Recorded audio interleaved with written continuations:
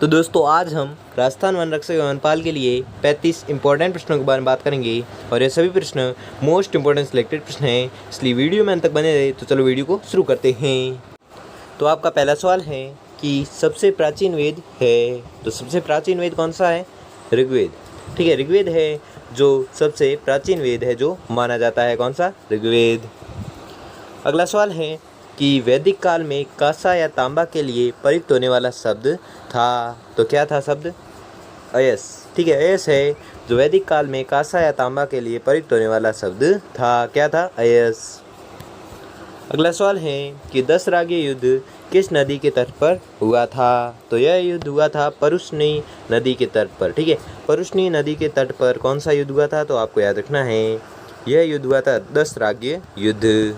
किस नदी के तट पर हुआ था? तो परुष्णी नदी के तट पर हुआ था।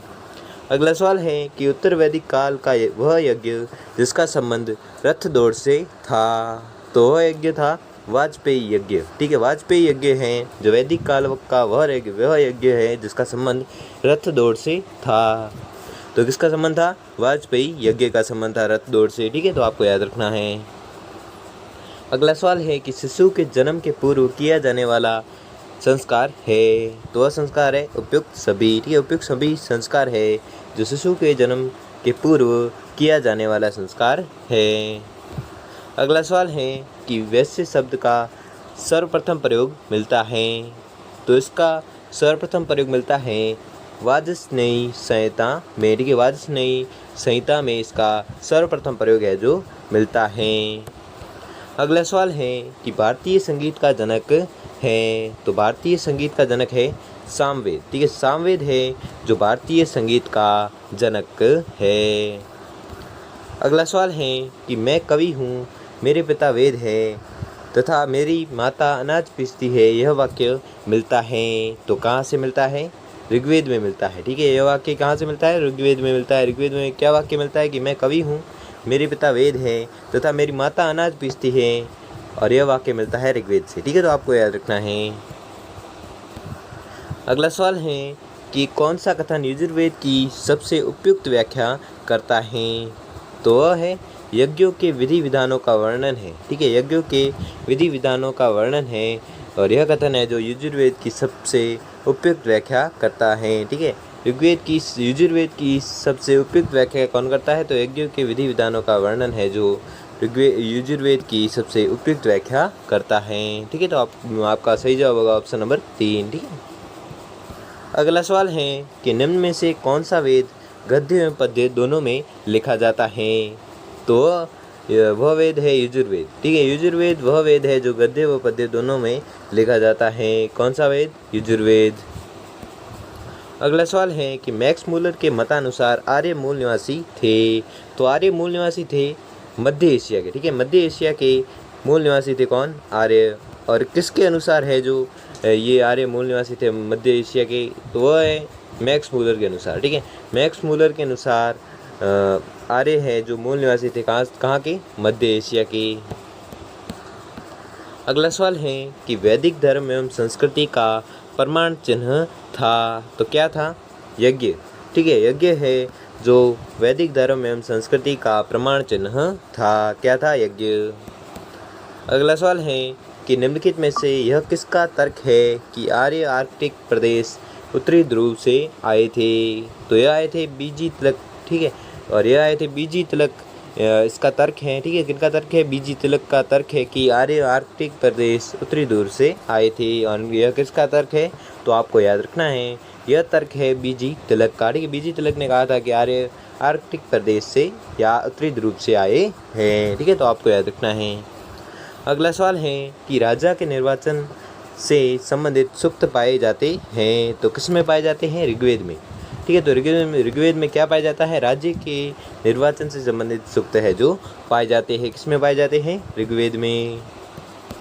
अगला सवाल है कि वैदिक युग में राजा के पश्चात महत्वपूर्ण अधिकारी थे, तो वह थे पुरोहित। ठीक है, पुरोहित है जो वैदिक युग में राजा के पश्चात महत्वपूर्ण अधिकारी थे। कौन थे? पुरोहित। ठीक है, पुरोहित थे जो राजा के पश्चात महत्वपूर्ण अधिकारी थे। किस युग में? वैदिक युग में।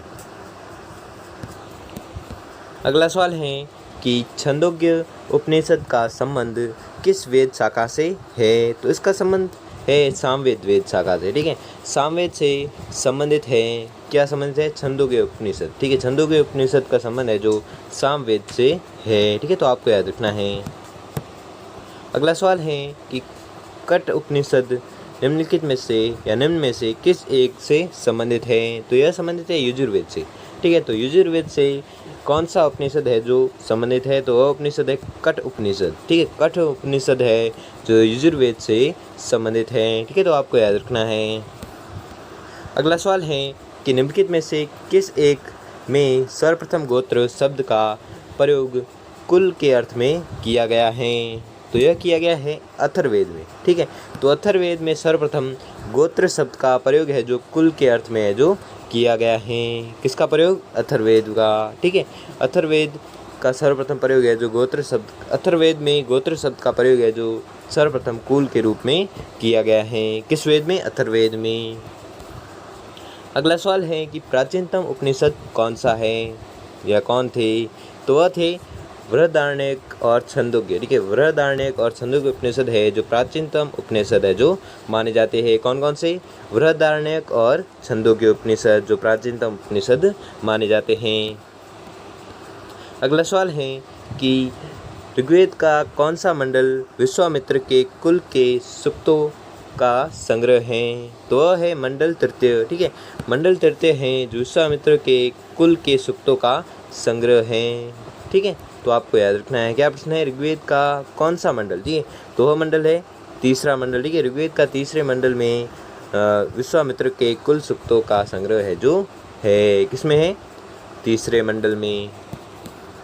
अगला सवाल है कि याज्ञवल्क्य एवं गार्गी का संवाद किस में मिलता है? तो इनका संवाद मिलता है बृहदारण्यक उपनिषद में। ठीक है, बृहदारण्यक उपनिषद में याज्ञवल्क्य एवं गार्गी का संवाद है जो मिलता है। किस में मिलता है? बृहदारण्यक उपनिषद में। ठीक है, तो आपको याद रखना है।